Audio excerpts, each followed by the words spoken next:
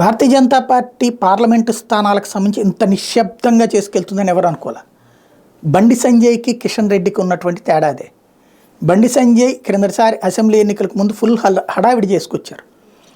వాళ్ళు వచ్చేస్తున్నారు, వీళ్ళు వచ్చేస్తున్నారు, అంతమంది టచ్లో ఉన్నారు, ఇంతమంది టచ్లో ఉన్నారని చెప్పారు. అట్లాగే ఈటెల రాజేంద్ర కూడా అదే చెప్పారు. తీరా చూస్తే నథింగ్.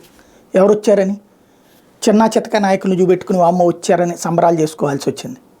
అంటే మాటలు కోటలు దాటిని చేతలు మాత్రం గడప దాటలేదు. కిషన్ రెడ్డి సీరియస్గా పనిచేసుకొచ్చారు, నిశ్శబ్దంగా పనిచేసుకొచ్చారు. ఎవరన్నా ఊహించారా సిట్టింగ్ ఎంపీలు బీఆర్ఎస్ ఎంపీలు వచ్చి చేరిపోతారని?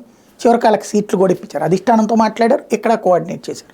ఇద్దరితో కోఆర్డినేట్ చేసినటువంటి ఫలితం చక్కటి టీం వచ్చేసింది, ఓ బలమైనటువంటి టీం వచ్చేసింది.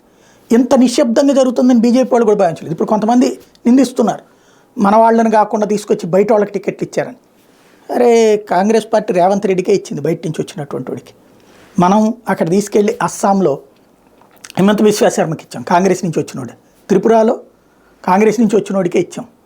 కాబట్టి ఇవాళ బీజేపీ అధినాయకత్వం చూస్తున్నటువంటి ఒకటే ఫార్ములా, అధికారంలోకి రావటం. మనల్ని నమ్ముకున్నారు సంఘ పరివారు, ఇట్లాంటిది సంఘ పరివారు వాళ్ళకి కూడా అకామిడేట్ చేయాలి. అంతేగాని వాళ్ళనే బేస్ చేసుకుంటే వర్కౌట్ కాదన్నది బీజేపీ అధినాయకత్వం ఫిక్స్ అయిపోయింది. కాబట్టి ఈ టైంలో కిషన్ రెడ్డి లాంటి వాళ్ళు సక్సెస్ఫుల్ హీరోలు అయ్యారు.